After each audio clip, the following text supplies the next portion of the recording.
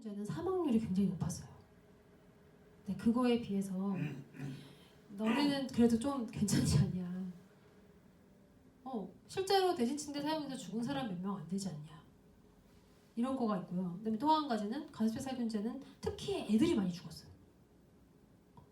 그래서 애들이 너무 심각한 피해를 입어서 굉장히 사람들이 되게 경각심을 가지고 또 일종의 동정심을 가지고 그렇게 했는데, 대진침대 같은 경우에는 실질적으로 어떤 그런 이게 되게 은근했잖아요. 가습기 살균제처럼 막 직접적으로 작용하는 것이 아니라 꾸준한 기간 되게 은근히 작용하는 그런 긴 기간에 걸쳐서 그런 특징 때문에 사람들 사이에서는 그게 그것 때문인지 좀 불명확한 거 아니야? 이제 이런 의식이 좀 많은 것 같아요. 그래서 실질적으로도 이제 그런 측면이 있긴 있을 거예요. 그래서 진짜 우리 마음 같아서야 1억을 받아내도 속이 풀리지 않겠지만 그래서 1,000만 원밖에 청구를 안 한 거예요. 그런 부분까지 고려를 해서 뭐 어쨌든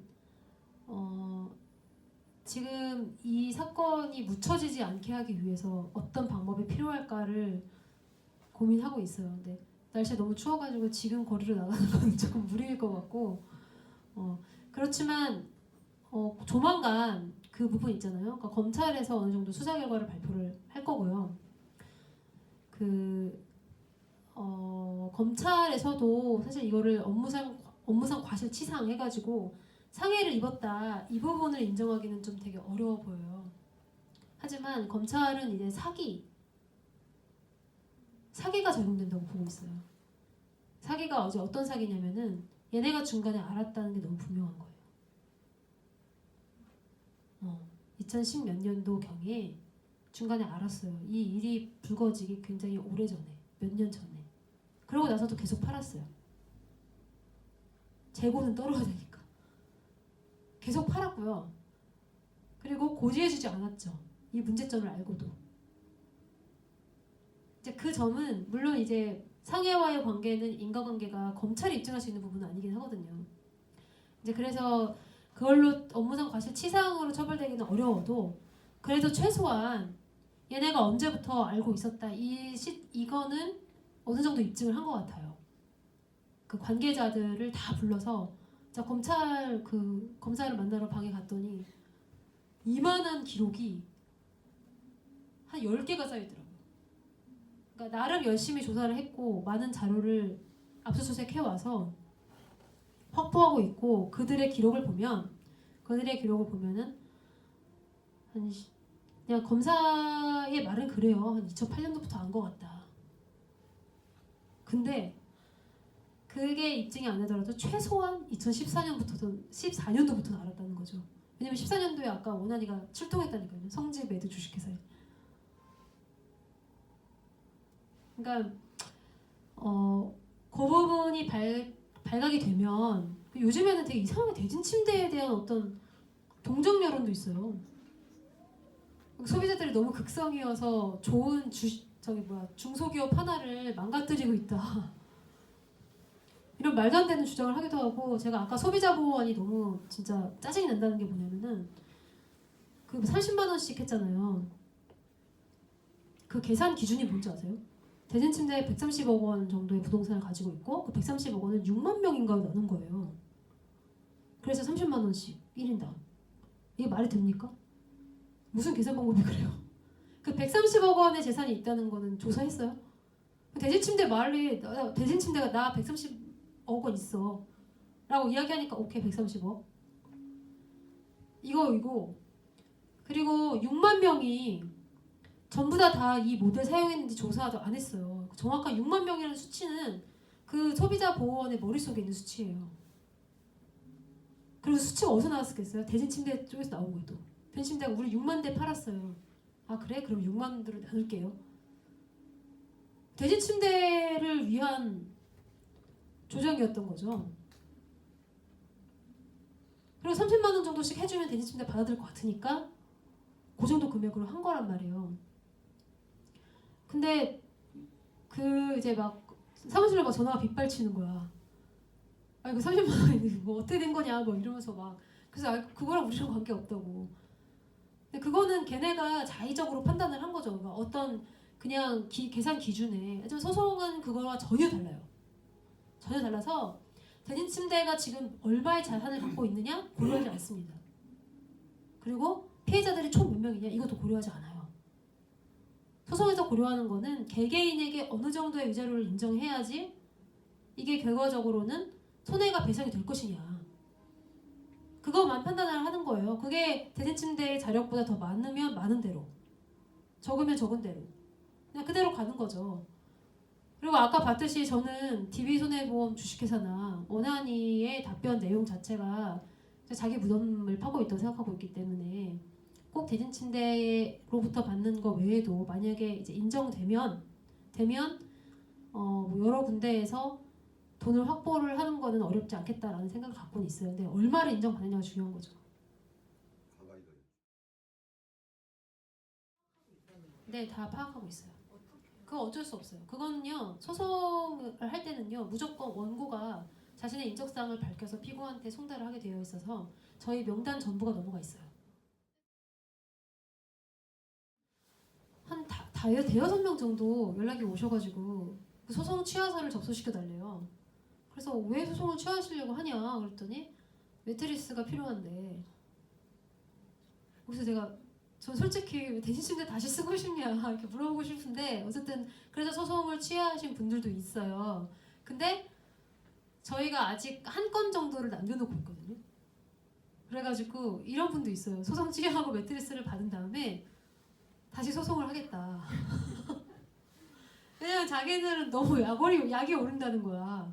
대신 침대가 이렇게 양아치처럼 소송 참가했다고 교환 안 해주는 거예요. 사실 명백히는 대진 침대는 교환을 해줄 의무는 없어요. 그건 아셔야 돼요. 대진 침대는 교환을 해줄 의무는 없지만 교환해주면 소송을 안 하겠지 싶어서 교환해주고 있는 거예요. 달래느라. 그러니까 그거는 다른 종류의 소송으로 가능하거든요. 근데 그런 소송 같은 경우에는 이제 법률상으로는 그게 맞죠. 처음에 이제 하자 있는 제품을 했다고 하면은 이제 환불 조치를 해주는 것이 사실은 맞고 환불이 맞는 거죠. 교환은 정책적인 거예요. 왜냐면 그 되게 웃긴 게 우리나라 소송은요 딱 그거밖에 없어요. 금액으로 돈으로 얼마를 지급하라 이거밖에 없어요. 미세 소송에는. 그러니까 어떤 침대와 교환을 해줘라 라는 소송은 없어요. 그게 우리나라 법체계예요. 그래서 법적 의무가 있다고 하면은 환불을 해주는 게 원래 맞아요. 맞는데 그 환불 금액 자체는 우리가 막 사용한 기간 막 또 그럼 그쪽에서 이럴 거란 말이에요. 그 너네가 그럼 침대를 그동안 사용한 그 사용료도 참작해서 일부만 돌려주겠다. 그래서 실질적으로 얼마 안 될 게 너무 분명해가지고 그냥 그거는 안 했어요 우리가. 하지만 그것도 참작해달라고 해야죠. 우리는 뭐 리콜이나 그런 것들을 전혀 받지 못했다. 여기 소송에 참가한 사람들은. 이것도 소송에서는 위자료 참작의 요소가 될 수 있죠. 액수를 결정하는.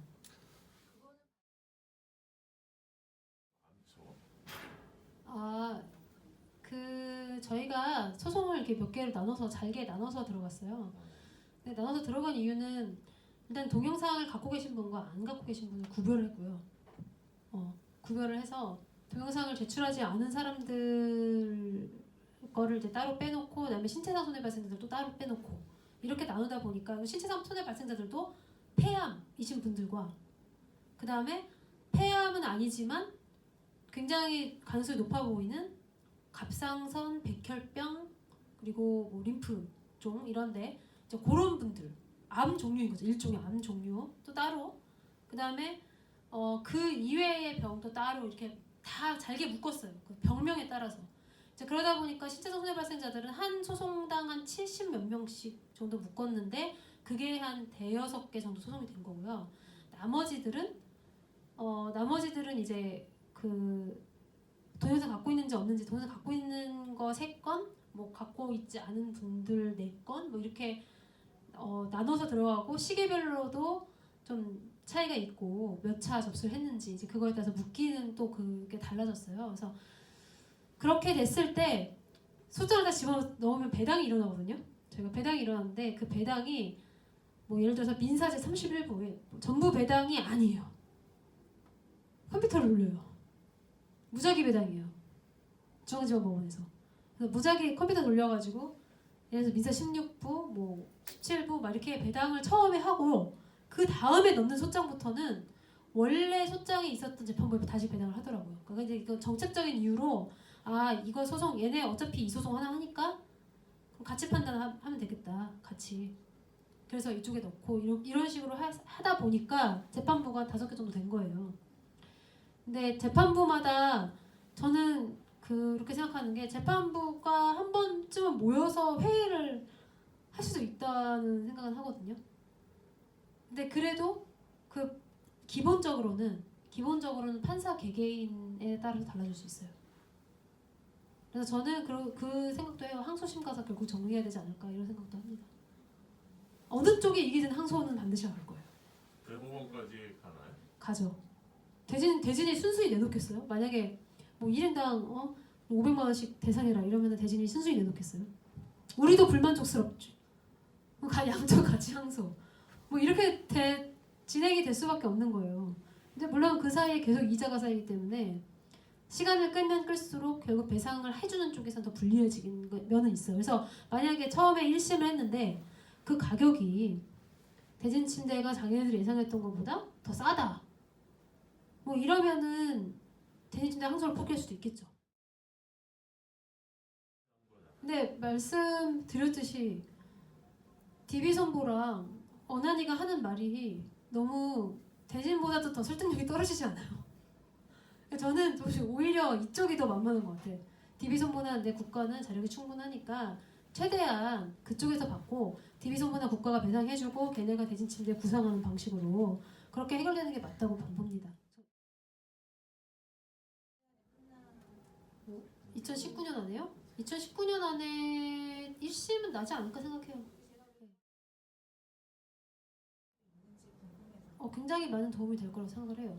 그러니까 형사에서 얘네가 알고도 방치하거나 그럼 알고도 물건을 계속 팔았다. 이거는 굉장히 심각한 거죠. 그러면 뭐 자기들은 몰라가지고 뭐 어떻게 됐다 뭐 이런 변명을 할 수가 없는 거잖아요. 그러니까 검찰이 바라는 거는 바로 그 부분이에요. 얘네가 언제 알았는지 입증해달라는 거. 그러니까 알고 팔았다. 그러면은 뭐 관련 법률이 없어가지고 우리는 뭐 안전 기준을 다 지켰고 이거는 말이 안 되는 거죠. 그래서 그 부분은 만약에 검찰이 입증을 해준다고 하면 굉장히 우리 소송에서는 매우 유리하게 쓰일 만한 그런 증거예요. 지금 1월달에 저희 한 건 더 들어가야 돼요. 왜냐면은 저희가 실수로 누락한 분들이 있어요. 실수로 누락한 분들이 한 10명 안팎으로 있어요. 그래가지고 그분들을 어차피 들어가야 돼서 전화가 간간히 오시면 우리가 공개적으로 뭐 모집합니다 이렇게는 안 했는데 그 중간중간에 계속 전화가 오신 분들이 있었거든요. 나도 지금도 할 수 있냐 그래서 그런 분들까지 합해가지고 1월달에 마지막으로 한 건 더 들어가자 이렇게 해가지고 지금 모으고 있는데 몇 명 안 돼요 그분들은. 그래서 뭐 기껏 해봐야 20-30명 정도인데 그래도 그분들까지 챙겨가지고 같이 하는 걸로. 아마 그렇게 될 거예요. 형사는 기한이 정해져 있어요. 그 기한을 넘기면 법에 어긋나요. 형사소송법에. 그래서 아까 뭐 그게 뭐 완전히 어긋나고 막 이렇다기보다는 최대한 빨리 하는 것이 피고인의 인권을 덜 침해한다라는 측면에서 좀 서두르는 측면이 있죠. 민사보다. 조회가 아마 그거는 조금 힘드실 거고요. 저희가 틈나는 대로 계속해서 카페에다가 공지를 해드릴게요. 근데 이제 그게 있어요. 진술서에 보면은 이게 극소량이었어도 뭐 구매하지 않았을 것이다. 뭐 이런 질문이 있잖아요. 그래서 검찰이 밝히고 싶은 부분은 바로 그거예요. 여기서 방사선이 나오는 걸 알았다면 무조건 구매하지 않았을 것이다라는 개개인의 의사를 확인해야지만 이게 사기죄가 성립이 돼요. 그죠? 저도 그렇게 얘기를 했어요. 검사분한테 아니 방사능이 나왔는데 그게 아무리 극소량이어도 이거를 살 사람이 어디 있겠냐 그랬더니 그렇지 않고 왜냐면은 그거 일부를 개개를 다 확인하지 않아서 진 케이스가 있어요. 그런 상황이고, 그리고 검찰 형사랑은 달리 민사는 그래도 어떤 그 신체상 손해, 신체상 그 위해 발생과의 인과관계가 조금 더 탄력적으로 인정돼야 되지 않나 싶어요. 그래가지고 저희가 그 환경소송에 비슷하게 그렇게 판결해야 된다는데, 우리가 담배 소송 있잖아요. 담배 소송이 졌어요. 결과적으로는 소비자가 어떤 사람이 후두암에 걸렸거든요. 그 후두암이 폐로 전이돼서 폐암까지 가가지고 그분이 죽었어요. 근데 이제 이거를 손해배상 청구를 하면서 담배 회사가 어떤 담배 해약을 제대로 소비자에게 알리지 않았다, 이제 이렇게 해서 소송을 걸었는데, 그게 그 고등법원이랑 대법원이랑 둘 다 졌는데 진 이유가 좀 달랐어요. 그래서 고등법원에서는 어떻게 졌냐면은 이 폐암이 담배로 인한 것임은 입증 완료, 오케이. 그런데 문제는 이 담배를 그럼 왜 폈냐? 담배를 핀 건 너의 선택 아니냐? 담배를 피면은 폐암에 걸린다는 사실을 알았는데 너가 선택해서 핀 거다. 그렇기 때문에 손해배상은 X, 이렇게 판단을 한 거예요. 고등법원이. 근데 이게 우리 사건에 적용되면, 이 논리가 똑같이 적용되면 되게 좋겠죠. 왜냐면 우리는 우리가 선택한 게 아니잖아요. 우리가 라돈이 나오는 거를 알고 선택했을 리가 없잖아요. 이제 그때 그 전에 그 경고문구가 산입되기 전부터 피웠던 거, 이 사람은 한 수십 년간 핀 거예요. 근데 어쨌든 그런 이런 논리가 적용돼야 된다라고 우리는 주장하고 있어요. 왜냐면 이거는 우리 선택이 아니었고 우리는 진짜 아무것도 모른 채 두고서 잤다. 그런데 대법원 판례는 이거랑 조금 취지가 달라요. 대법원 판례는 그런 것과 관계없이 담배랑 폐암 간의 인과관계를 인정을 안 했어요. 왜냐면 폐암은 다른 원인으로도 걸릴 수 있다. 그러니까 그 대법원 판례가 저는 썩었다고 생각하거든요. 그래서 오히려 1심과 고등법원 2심의 판단이 훨씬 더 합리적이지 않았나. 그래서 대법원도 그 전에 고등법원이 담배 소송에서 판결한 그 논리대로 판단을 해줘야 된다 라고 지금 주장하고 있는 중입니다.